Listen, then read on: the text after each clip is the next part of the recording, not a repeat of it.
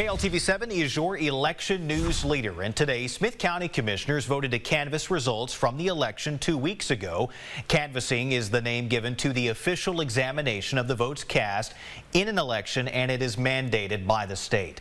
County commissioners also heard from the elections administrator, Michelle Allcon, who pointed out 49 ballots that were abandoned at polling sites. These are referred to as walkaways, and it happens when a voter marks a ballot but never prints it out, or when a voter prints their ballot out but fails to put it in that ballot box, instead thinking it's a receipt. You know, that's something that's definitely needs to be improved on, because we need to make sure that everybody realizes that those ballots in their hand, those paper cards that have their selections listed, are actual ballots, and they haven't voted until it's actually in the ballot box. Allcon suggested focusing on this problem during training and also having a worker stationed at the door.